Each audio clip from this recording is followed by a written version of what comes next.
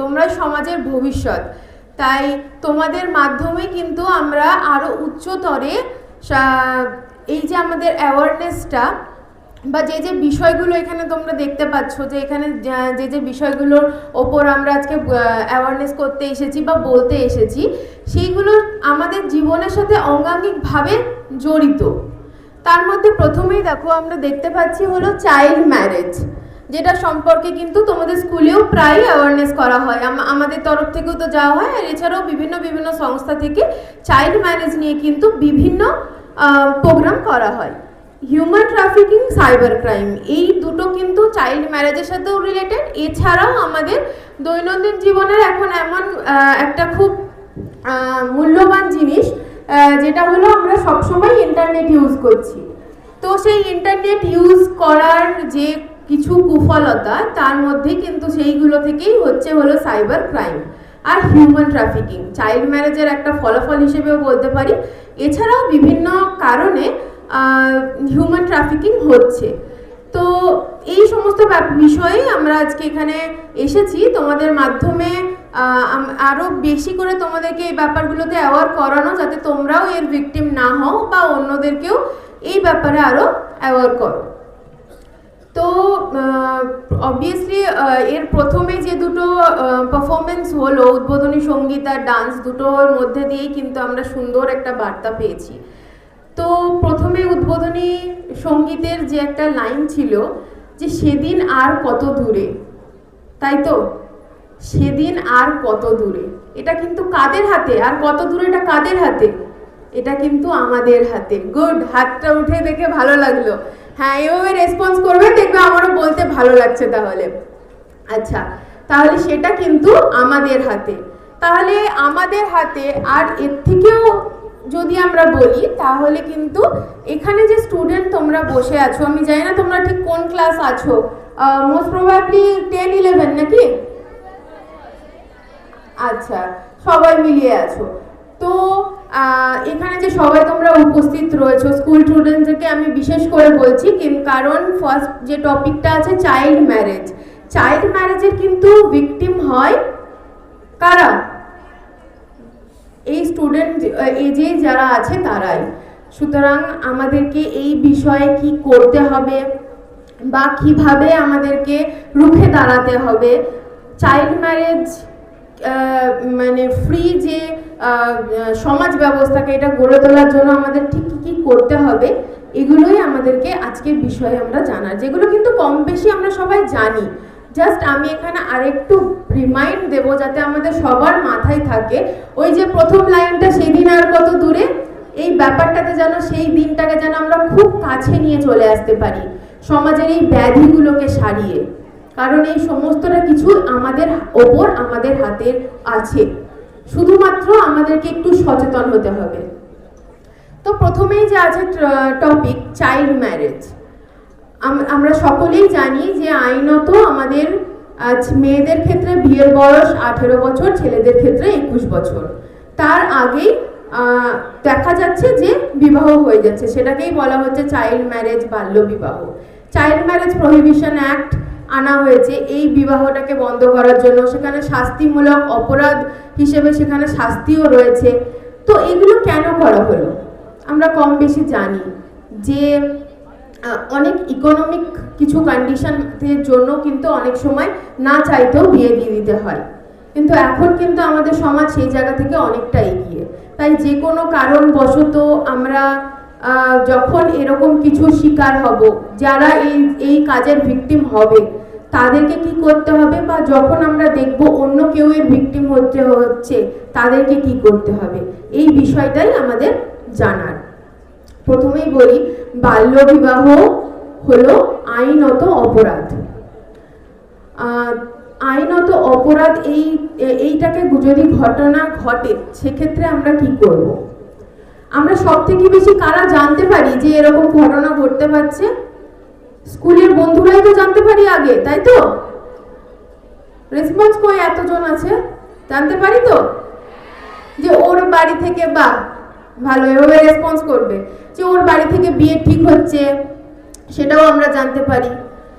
আমাদের কাছে এরকমও অনেক তথ্য আছে যেখানে বলে বিয়ে দিচ্ছি কোথায়, বিয়ে তো করে নিচ্ছে, তাই তো?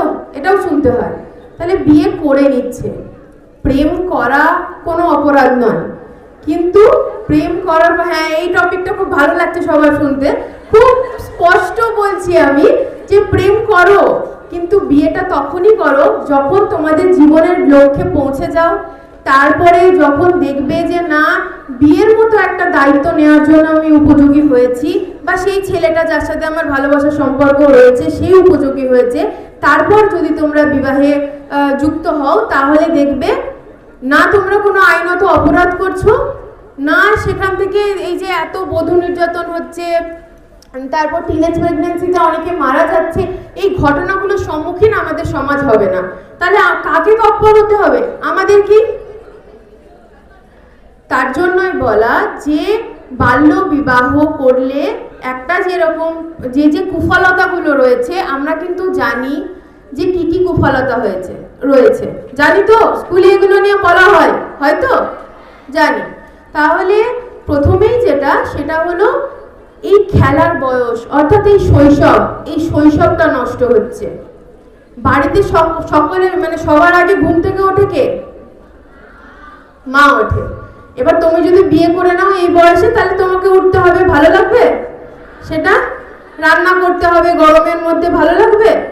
তার থেকে এটা ভালো না যে স্কুলে পড়াশোনা করি, নাকি পড়াশোনা করতে করতে মানে হয় দূর, এই পরীক্ষা দিতে হচ্ছে, পড়াশোনা করতে হচ্ছে, খুব মানে এত এত চাপ নিতে হচ্ছে। তাহলে এই চাপটা কি ভালো, নাকি রান্না করতে হবে, ঘর পরিষ্কার করতে হবে, সকাল সকাল ঘুম থেকে উঠতে হবে, এই চাপটা ভালো?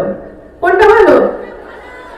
হ্যাঁ, তাহলে পড়াশুনো করে ওই কাজগুলো করতে হবে। কখন করতে হবে? সময়ে করতে হবে, যখন তুমিও তোমার মায়ের জায়গাতে যাবে তখন করতে হবে। সেটা কখন? অবশ্যই 18 বছরের পর। 18 বছর একদিন হয়ে গেল মানে তুমি বিয়ের উপযুক্ত হয়ে গেলে আইনত, এটা যেমন ঠিক কথা, কিন্তু তুমি কখন বিয়েটাকে করবে এটা কিন্তু তোমার ব্যক্তিগত ডিসিশন। কারণ আমরা এখানে আছি প্রত্যেকে কেউ না কেউ কিছু না কিছু জীবনে হতে চাই, কেউ ডাক্তার হতে চায়, কেউ উকিল হতে চায়, কেউ পুলিশ হতে চায়, চাই তো? তাহলে সেটা হতে গেলে তো আগে পড়াশোনা করতে হবে, নিজের একটা যোগ্যতায় পৌঁছতে হবে, তারপরে যদি আমরা বিয়ে করি তাহলে কিন্তু না আমরা কোনো আইনত অপরাধ করছি, আবার আমরা নিজেদের লক্ষ্যেও পৌঁছে যাচ্ছি। আরেকটা কি হচ্ছে বলো তো, তোমরা যদি শিক্ষিত না হও তাহলে কি তোমরা তোমাদের যে ছেলে মেয়ে হবে তাদেরকে পড়াশোনা করাতে পারবে? পারবে না। তাহলে তার জন্য কিন্তু নিজের শিক্ষাটাও খুব জরুরি। তোমরা যখন দেখো যে এরকম অনেকে আছে যারা স্কুলে টুলে এরকম যাদের বিয়ে হয়ে গেছে, আর দেখি আমরা কিন্তু এরকম যে ব্যাপারটাকে নিয়ে আমরা অ্যাওয়ার্ড করতে এসেছি, তাদের আর খোঁজ খবর আছে কোনো? পাও তোমরা কোনো খোঁজ খবর তাদের? পাও? তারা ভালো আছে? ভালো নেই। হ্যাঁ, তারা ভালো থাকবে কি করে? কারণ তাদের এখন মনে হচ্ছে যে স্কুলে গিয়ে পড়াশোনাটা করলে হয়তো আমাদের জীবনটা অনেক সুন্দর হতে পারত, তারা সেই ভুলটা করে ফেলেছে। তাই আগামী দিনে যাতে এরকম কোনো ভুল না হয় তাহলে তৎপর হতে হবে কাদের? কিভাবে হব? 18 বছর আগে বিয়ে করব না, শুধু তাই করলে হবে? নিজের প্রতি যেমন সচেতন হতে হবে, তেমন যার ক্ষেত্রে এই জিনিসটা ঘটছে, অর্থাৎ অনেকে জোর করে দেয়া হচ্ছে বা অনেকে করে নিচ্ছে, তাদেরকে আমরা বোঝাবো। কি বোঝাবো? যে আমরা এই আইনত অপরাধ এই কাজটা করব না, তাতে আমাদের শৈশব নষ্ট হচ্ছে, তাতে আমাদের শিক্ষার যে অধিকার সেই অধিকার থেকে আমরা বঞ্চিত হচ্ছি, আর সে সাথে সাথে আমরা আমাদের যে লক্ষ্যে জীবনে পৌঁছতে চাই, নিজেরা একটা জায়গায় পৌঁছতে চাই, সেই জায়গা থেকেও কিন্তু আমরা তখন পৌঁছতে পারবো না। তাই বিয়ের বয়সে বিয়ে করব, অবশ্যই আমি কোনো নির্ধারিত বলবো না যে সেটা 18 বছর একদিনই তুমি বিয়ে করে নাও। প্রত্যেকে যখন নিজে মনে করবে যে আমি মেন্টালি এখন বিয়ের জন্য প্রস্তুত, অবশ্যই সেটা 18 বছরের পর নিজের পড়াশোনা কমপ্লিট করে নিজের লক্ষ্যে পৌঁছিয়ে, তখন সেটাই কিন্তু আমি বলবো আমরা বিয়ের উপযোগী বয়স। আচ্ছা, চাইল্ড ম্যারেজ প্রহিবিশন অ্যাক্টে বলা হয়েছে যে আমাদের বিয়েটা আইনত অপরাধ, তার শাস্তিও দিয়েছে। আমরা জানি যে কারা কারা শাস্তি পায়, চাইল্ড ম্যারেজে কারা কারা শাস্তি পায় জানি? কথাগুলো শুনতে ভালো লাগছে না বোরিং লাগছে? ভালো লাগছে? তাহলে তো স্কুলে এগুলো অ্যাওয়ারনেস হয়, আমরা জানি শাস্তিটা কি, জানি, অনেকে বলেছে জানে, ঠিক আছে, অনেকে বলছে জানে, শুনে ভালো লাগলো। আমি আরেকবার বলে দিই, চাইল্ড ম্যারেজের শাস্তি কিন্তু 2 বছর অবধি কারাদণ্ড, 1 লক্ষ টাকা অবধি জরিমানা, অথবা দুটোই। এটা হতে পারে কাদের হতে পারে?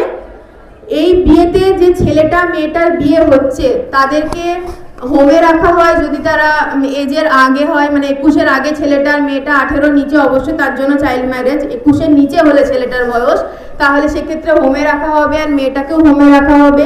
মেয়ের বাড়ির লোক, ছেলের বাড়ির লোক, যে বিয়ে দিচ্ছে পুরোহিত বা ইমাম, ওই বিয়েতে উপস্থিত সমস্ত বা ওই বিয়েতে রিলেটেড, অর্থাৎ যে ক্যাটারিং করছে, যে প্যান্ডেল করছে, যারা আমরা ওখানে খেতে যাচ্ছি, তারা কিন্তু সবাই অপরাধী। তাদেরকে কিন্তু সবাইকেই গ্রেপ্তার করা হয়, আর শাস্তিটা তো বললামই। তাহলে কোনো চাইল্ড ম্যারেজের ক্ষেত্রে বিয়ে বাড়ি যাওয়ার আগেও কিন্তু আমাদের জানা উচিত যে সেই মেয়েটার কি আদৌ বিয়ের বয়স হয়েছে, যেখানে আমরা নেমন্তন্ন খেতে যাচ্ছি, না হলে কিন্তু আমরা এই ধরনের বিপদের সম্মুখীন হতে পারি। তাহলে আগামী দিনে আমরা এরকম কাজ করব না, বাল্য বিবাহ আর নয়। এটা আমরা স্কুলেও শুনে থাকি, এটা কিন্তু একদম নিজের মনের মধ্যে গেঁথে নিতে হবে। এবার বলি রুখে দাঁড়াবো কিভাবে, কি করব? আমরা সবাই জানি চাইল্ড হেল্পলাইন নাম্বার আছে 1098। যখনই আমরা দেখব যে নিজের সাথে এরকম কোনো ঘটনা ঘটছে, অথবা তোমার প্রতিবেশী কারোর এরকম ধরনের কোনো সমস্যার সম্মুখীন হচ্ছে, তাহলে আমরা প্রথমেই যে কাজটা করতে পারি সেটা হলো চাইল্ড হেল্পলাইন নাম্বারে কল করে জানানো যে অমুকের বিয়েটা হচ্ছে, সেই বিয়েটা বন্ধ হওয়া দরকার। এইটুকুনি ফোন করে জাস্ট ইনফরমেশনটা দেবে যে কোথায়, নামটা বলবে তার, আর বলবে যে তার বয়স এরকম, কোন লোকেশনে বিয়ে হচ্ছে, এই লোকেশনটাকে ঠিক করে বলবে। ব্যাস এইটুকুনি করলেই কিন্তু সেই অবশ্যই সেখানের সাথে যুক্ত যে সমস্ত সংস্থা রয়েছে তারা কিন্তু সেই বিবাহটাকে আটকাবে। এছাড়াও যদি আমি সেই নাম্বারে ফোন করতেও ভয় লাগে, তাহলে আমরা কি করতে পারি? নিজেদের স্কুলের শিক্ষক শিক্ষিকাকে জানাতে পারি, বাড়ির কারো বড়দেরকে জানাতে পারি। যদি দেখি সেটা তৎপর না হচ্ছে, তা সেক্ষেত্রে আমরা এই নাম্বারে ফোন করতে পারি। আমাদের যে প্রশাসনিক ব্যবস্থা, সেখানেও আমরা কিন্তু জানাতে পারি, অর্থাৎ পুলিশের কাছে গিয়ে জানাতে পারি, অথবা প্রত্যেকটা থানায় কিন্তু আমাদের ডিস্ট্রিক্ট লিগাল সার্ভিস অথরিটি থেকে পিএলভিরা থাকেন, তাদেরকে গিয়ে জানাতে পারি। সব থেকে গুরুত্বপূর্ণ বিষয়, কিচ্ছু করতে হবে না, শুধু তোমরা যদি 1098-এ কল করে জানাও। এবার আমরা অনেক ক্ষেত্রে এই একটা সমস্যা দেখি যে কি না না এরকম জানাবো, বাপরে ওর বিয়েটা আটকে দেবো, ওই নিয়ে অশান্তি হয়ে যাবে, এই ভয়টা কিন্তু বাড়ির লোকেরাও পায় বা আমরাও পাই, যে তারপরে পরে হয়তো আমার ওপরই কিছু আসবে, থাক ওর যা হচ্ছে হোক। কিন্তু সেটা করলে হবে না। এক্ষেত্রে যখন তোমরা নিজে কারোর বিয়ের ইনফরমেশন দিচ্ছ, তোমার পরিচয় সম্পূর্ণ গোপন রাখা হচ্ছে, তাই সম্পূর্ণ নিরাপদে কিন্তু তোমরা এখানে জানাতে পারো, যেটাতে তোমাদের কোনো রকম কোনো ক্ষতির সম্ভাবনা নেই। এরপরের যে টপিকটা রয়েছে হিউম্যান ট্রাফিকিং, বাকিরাও বলবে বিস্তারিত, আমি জাস্ট একটু ছুঁয়ে যাচ্ছি। হিউম্যান ট্রাফিকিং, এই বাল্যবিবাহ, বিয়ে হয়ে যাচ্ছে, অনেকেই দেখা যাচ্ছে যে বিয়ে হয়ে যাওয়ার পর ওই দিল্লি নিয়ে যাচ্ছে, বোম্বে নিয়ে যাচ্ছে, কি হয়তো কেউ কেরালায় কাজ করে সেখানে বউকে নিয়ে যাচ্ছে। আসলেও কি নিয়ে যাচ্ছে? অনেক সময় দেখা যাচ্ছে যে নিয়ে যাচ্ছে না, বা আমরা ফোনে অনেক সময় অনেক অচেনার সাথে বন্ধুত্ব করে ফেলছি। সে বলছে চলে আসতে বিয়ে করবে, সে বলছে এখানে এসো, এখানে জীবন অনেক ভালো। এইরকম করে কিন্তু বিভিন্ন প্রলোভন দেখিয়ে বাচ্চাদের, মেয়েদের বা তোমার হলো অনেক রকম মানুষকে কিন্তু এই প্রলোভনে ফেলে, বা এরকমও প্রলোভন, শুধু বিয়ের না, চাকরি দেবে এরকম কোনো প্রলোভন, বা এখানে হয়তো অনেক কাজের একটা অপরচুনিটি দিচ্ছে, যে যেখানে হয়তো ভালো টাকা দেখাচ্ছে, যে ভালো টাকার একটা চাকরি দিচ্ছে, চলে এসো। সেখানে সেই ছেলেটা বা সেই বাচ্চাটা, সেই মেয়েটা পড়াশুনো বাদ দিয়ে বিয়ের প্রলোভনে বা ভালোবাসার প্রলোভনে বা চাকরি পাওয়ার জন্য কি করছে, গিয়ে সেখানে চলে যাচ্ছে। সেখানে গিয়ে দেখছে সেটা কিন্তু একটা খারাপ জায়গা, সেটা কিন্তু যে কাজের জন্য তারা নিয়ে আসবো বলেছিল সে কাজের জন্য নিয়ে আসেনি। সেখানে কিন্তু তারা বিভিন্ন খারাপ কাজে তাদেরকে নিযুক্ত করে দিচ্ছে। অনেক মেয়েদের কিন্তু সেক্স ওয়ার্কার হিসেবে কোনো বাজে জায়গাতে, অর্থাৎ যেখানে যেখানে এই ধরনের কাজ হয় সেখানে মানে দিয়ে দিচ্ছে, এইরকম কিন্তু অবস্থা হচ্ছে। অনেক ক্ষেত্রে বা বিক্রি করে দিচ্ছে বাইরের দেশে, ভিখারি করে দিচ্ছে হাত পা কেটে দিয়ে, এই ধরনের কিন্তু সমস্যার সম্মুখীন হচ্ছে মানুষ। অনেক ক্ষেত্রে আমাদের প্রশাসনের সুব্যবস্থায় তাদেরকে উদ্ধার করা যায়, অনেক ক্ষেত্রে কিন্তু যায় না। তাদেরকে উদ্ধার করা হলেও তাদের মানসিক কন্ডিশন এরকম একটা জায়গায় এসে পৌঁছয় যে তারা কিন্তু তখন সেই ইয়েতে থাকে না, তাদের মানে মানসিক মানে সমাজের মূল স্রোতে ফিরতে তাদের অনেকটা সময় লেগে যায়। তারা এমন একটা কালো দুনিয়া দেখে ফেলে, সেখান থেকে তাদের এই সমাজে আবার মানে ফিরে আসতে তাদের কিন্তু অনেকটা সময় লেগে যায়। অনেক কাউন্সিলিং, অনেক চিকিৎসা, অনেক ভালো ব্যবহারের পর তাদেরকে হয়তো সেই জায়গায় সে আসতে পারে, কখনো কিন্তু ক্ষেত্রে পারেও না। তার জন্য আমাদের কিন্তু অ্যাওয়ার হতে হবে। কি বিষয়ে অ্যাওয়ার হতে হবে? যে আমরা কোনো প্রলোভনে পা দেব না। চাকরি বা বিয়ে যাকে আমরা চিনি না, অফিসিয়াল কোনো মাধ্যম থেকে যদি না আসে, কোনো অফিসিয়াল জায়গায় যদি নোটিফিকেশন না দেখো, তাহলে সেক্ষেত্রে কিন্তু এইরকমভাবে কোনো চাকরির প্রলোভন দিল বা কোনো রকম কোনো ইয়ে করলো, অচেনা ব্যক্তি বলল যে বিয়ে করবে বা কোনো কিছু এমন কিছু বলছে যে যেখানে বাইরে তোমাকে নিয়ে যাওয়ার কথা বলছে, সেক্ষেত্রে কিন্তু তোমরা কখনোই যাবে না। আর সেই জিনিসটা কিন্তু তোমাদের অবশ্যই বড়দেরকে জানানো উচিত। তো আগামী দিনে এরকম ঘটনা ঘটলে আমরা তৎপর হব তো? গুড। আচ্ছা, এরপরে আসি সাইবার ক্রাইম। হিউম্যান ট্রাফিকিং বললাম, বাকিরাও বলবে। সাইবার ক্রাইম এটা কিন্তু এখন আমাদের একদম পুরো দৈনন্দিন জীবনের একটা খুব ইম্পর্টেন্ট জিনিস, প্লাস এখান থেকে অনেক রকম প্রবলেম আমরা ফেস করছি। ইম্পর্টেন্ট জিনিস কেন বলবো? প্রত্যেকের হাতে ফোন আছে, তাই তো? নেট ছাড়া ভাবতে পারি আমরা? ঘুম থেকে উঠেই আগে কি করি আমরা? আগেই নেট খুলে দেখি হোয়াটসঅ্যাপে কটা মেসেজ এসেছে, ফেসবুকে কি নোটিফিকেশন এসছে, কি ইনস্টাতে আমার আপলোড করা রিলসে কটা কমেন্ট এসছে বা কতগুলো লাইক এসছে, রাইট? হ্যাঁ, তো এগুলো করি, এগুলো তো ঠিক আছে, এগুলো করছি, কিন্তু অনেক সময় আমরা গেমও খেলছি তো। দিয়ে গেম খেলার মাধ্যমে বুঝতেও পারলাম না কি করে কি হয়ে গেল, তারপরে দেখা যাচ্ছে ব্যাংক থেকে কোনো চিঠি এলো বা কোথাও থেকে বা সাইবার ক্রাইম থেকে চিঠি এলো কি না আমার অ্যাকাউন্টটা ফ্রিজ হয়ে গেছে। হচ্ছে এরকম সমস্যা। কি না গেম খেলেছিলাম, কোনো একটা ট্রানজাকশন হয়েছে বা কোথাও হয়তো দেখেছি যে গেম খেলে টাকা পাওয়া যায়, সেখানে বেশ ভালো টাকা পাচ্ছিলাম, তারপরে দেখা যাচ্ছে যে সাইবার ক্রাইমের সাথে সেটা অ্যাটাচ হয়ে গিয়ে আমার সেই অ্যাকাউন্টে কোনো একটা অ্যামাউন্ট হোল্ড হয়ে আছে, আমার অ্যাকাউন্ট ফ্রিজ হয়ে আছে।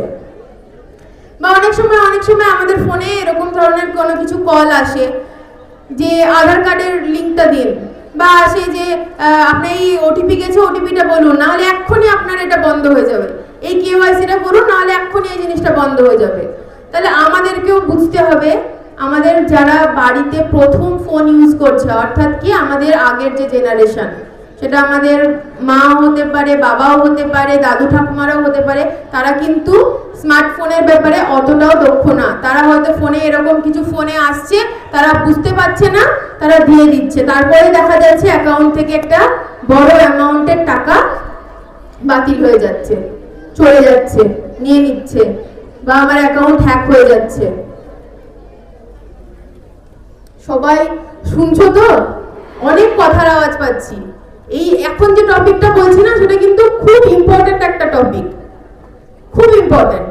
কারণ এরকম ঘটছে, আমরা নিজেরাও জানি, শুনি না বাড়িতে, বা নিজেদের ফোনেও দেখি না, এই লিঙ্কে ক্লিক করুন বা এই এখানে করুন, এই এটাকে এই করুন। তো যখন আমরা এই ধরনের জিনিস দেখব, তখন আমরা কি করব? প্রথম কথা হলো, কোনো সরকারি দপ্তর থেকে ফোন করে কোনোদিনই ওটিপি চাইতে পারে না, তাই কাউকে ওটিপি দেবেন না। আর বা তোমরাও বড়দেরকে জানাবে, নিজেরাও দেবে না। কোথাওই কেউ কোনো ডিপার্টমেন্ট থেকে ফোন করে এভাবে জানবে না। যখন দেখবে যে ব্যাংক থেকে এরকম কোনো কিছু হচ্ছে বা কিছু, সরাসরি তোমাদের যে হোম ব্রাঞ্চ, সেখানে গিয়ে কথা বলবে যে এরকম একটা ফোন এসেছিল, আমি সেখানে কিছু দিইনি, এরকম কি কিছু হয়েছে। বা যদি কেউ ভুলবশত, প্রথমেই বলি precaution is better than cure, তো অবশ্যই আমাদের কসাস থাকতে হবে।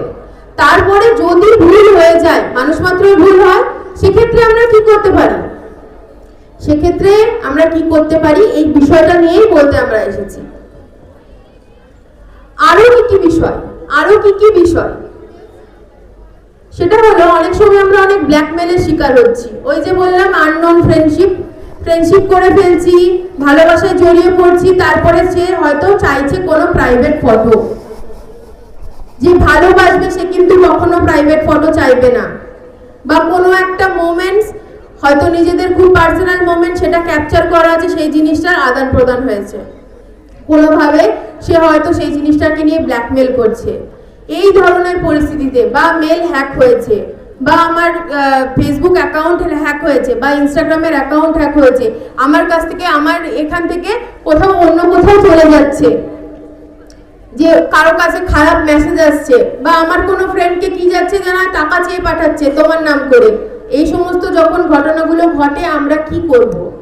প্রথমেই যেটা আমাদের করণীয় সেটা হলো যে আমাদের যে লোকাল সাইবার পিএস আছে, এমনিতে এখন প্রত্যেকটা থানাতেই কিন্তু সাইবার ক্রাইমের দরখাস্ত নেওয়া হচ্ছে। এছাড়াও যদি আমরা সাইবার পিএসে যাই, সেক্ষেত্রে গিয়ে আমরা সেখানে গিয়ে জানাবো যে এই ঘটনা ঘটেছে। আর কি করতে পারি? হলো 1930, এই নাম্বারে কল করে আমরা জানাতে পারি, ঘটনাটা রিপোর্ট করতে পারি যে আমার অ্যাকাউন্ট হ্যাক হয়েছে বা আমার সাথে এই সাইবার প্রতারণাটা হয়েছে। এছাড়াও www.cybercrime.gov.in, এখানেও কিন্তু আমরা কমপ্লেনটা লজ করতে পারি। তারপর যে নাম্বারটা দেবে, এই আইডিটা দেবে, সেটা গিয়ে আমরা সেই ইনভেস্টিগেশনের জন্য আমাদের লোকাল পিএসএ বা সাইবার পিএসএ গিয়ে আমরা ওটা দেখাবো যে আমরা এরকম ঘটনা ঘটেছিল, এরকম একটা কমপ্লেন আমরা লজ করেছি, এবার এটার ইনভেস্টিগেশন হোক। এরকম ভাবে অনেকের ক্ষেত্রে টাকা ফেরত পাওয়া যায়, অনেকের ক্ষেত্রে যায় না। যদি হোল্ড হয়ে থাকে তাহলে পাওয়া যায়, অনেকের ক্ষেত্রে যায় না। বা যে এরকম ব্ল্যাকমেল হচ্ছে, ব্ল্যাকমেল শুনে ভয় পেয়ে কোনো রকম কোনো টাকা পয়সা দেওয়া, দেখা করো, এই করো, কিচ্ছু না, ডিরেক্ট তোমরা যাবে সাইবার পিএসে গিয়ে কমপ্লেন করবে, অথবা 1930 তে কল করে রিপোর্ট করবে, হেল্পলাইন নাম্বার ওটা সাইবার পিএস, সাইবার ক্রাইমের। আর এছাড়াও যে বললাম ওয়েবসাইটটা, সেই www.cybercrime.gov.in, cybercrime.gov.in এরকম কিছু যেটা বললাম আমি, 1 মিনিট বলে দিচ্ছি। হ্যাঁ, www.cybercrime.gov.in লিখে নাও দরকার পড়লে, এই 1930, ঠিক আছে? এইখানে গিয়ে তোমরা রিপোর্ট করতে পারো। সঞ্চার সাথী বলে একটা অ্যাপ্লিকেশনও আছে, সেখানেও কিন্তু এই ধরনের রিপোর্টগুলো করা হচ্ছে। তাহলে আমরা যখন সাইবার প্রতারণায় পড়বো, তখন আমরা কি ভাবে নিজেকে সেই জায়গা থেকে কি বলবো, মানে কি ব্যাপারে আমাদের অ্যাওয়ারনেস থাকা দরকার, বা কি ব্যাপারে সেটা আমরা প্রতিরোধ করব, জানা গেল। লিখে নিয়েছো সবাই? লিখেছো? আর যারা লেখেনি তারা হয়তো মনে রাখবে, যদি মনে রাখতে পারো খুবই ভালো কথা। আরেকবার রিমাইন্ড করে দিই, বাল্য বিবাহ রুখতে চাইল্ড হেল্পলাইন নাম্বার 1098 কল করে জানাবো। সাইবার রিলেটেড কোনো রকম কোনো সমস্যায় পড়লে, অ্যাকাউন্ট রিলেটেড, অ্যাকাউন্ট হ্যাক হয়েছে বা এই ধরনের কিছু, সেক্ষেত্রে কিন্তু আমরা 1930-তে হেল্পলাইন নাম্বারে কল করে জানাতে পারি, অথবা যে আমি ওয়েবসাইটটা বললাম সেখানে গিয়ে আমরা সাইবার ক্রাইমের ন্যাশনাল পোর্টাল, সেখানে গিয়ে রিপোর্ট করতে পারি, বা সাইবার পিএসএ গিয়ে বা যে কোনো থানাতে গিয়ে আমরা তৎক্ষণাৎ রিপোর্ট করব। অবশ্যই বলবো যে, আবারও বলবো, precaution is better than cure. আমরা কোনো প্রলোভনে পা দেব না, কোনো লিঙ্ক যেটা আমরা জানি না সেখানে ক্লিক করব না, কোনো রকম অচেনা মানুষের কাছে নিজেদের পাসওয়ার্ড, অনেক সময় আমরা দেখা যায় যে ঠিক আছে বয়ফ্রেন্ডকে দিয়ে দিলাম বা গার্লফ্রেন্ডকে দিয়ে দিলাম, কি না ইমেলের পাসওয়ার্ড দেব না, যতক্ষণ না সেই জায়গাতে না পৌঁছাচ্ছি দেব না। এটা যেন সবাই তোমরা মাথায় রাখবে যে ইমেলের পাসওয়ার্ডটা কিন্তু, বা নিজের ফেসবুক পাসওয়ার্ডটাও কিন্তু একটা ব্যক্তিগত জিনিস। তাই এই জিনিসটাকে কিন্তু তোমরা এইভাবে, যাকে তোমার বিশ্বস্ত খুব, তাকে তুমি দিচ্ছ, ঠিক আছে, বাট সেই বিশ্বস্ত জায়গাতে পৌঁছানোর পর, তার আগে কখনোই না। আর যদি তারপরেও দেখো যে অন্য কোথাও থেকে তোমাদের অনেক রকম এখন হ্যাকিং হচ্ছে, এরকম ধরনের কোনো কিছু যদি ঘটে, তাহলে আমরা এইভাবে জিনিসগুলোকে প্রতিরোধ করব। অনেকেই আছে যারা খুব ভালো রেসপন্স করলে, খুব ভালো লাগলো। তো যেটা টেনে শুরু করেছিলাম সেটা টেনেই শেষ করব। সেদিন আর কত দূরে, সেই দিন কিন্তু আমাদেরই কাছে আসতে পারে যদি আমরা কসাস হই, যদি আমরা সমাজের প্রতি দায়িত্বশীল হই। আমাদের এই যে অ্যাওয়ারনেস করা, এগুলো কিন্তু আমাদেরই জন্য, তোমাদের মতো বাচ্চাদের জন্য, কারণ তোমরা সমাজের ভবিষ্যৎ। তোমরা যদি অ্যাওয়ার থাকো তাহলে তোমরা কিন্তু আগামী সমাজকে অ্যাওয়ার করতে পারবে। কারণ তোমরা যদি এরকম ভাবে পিছিয়ে না পড়ো, এগিয়ে থাকো, তোমরাও কোনোদিন এই স্টেজে এসে বক্তা হবে, হবে তো? গুড। তাহলে আমাদেরকে পড়াশোনা চালিয়ে যেতে হবে, যে যে বিষয়গুলো বললাম সেগুলোতে খেয়াল রাখতে হবে, একজন দায়িত্বশীল সামাজিক মানুষ হিসেবে নিজেকে গড়ে তুলতে হবে।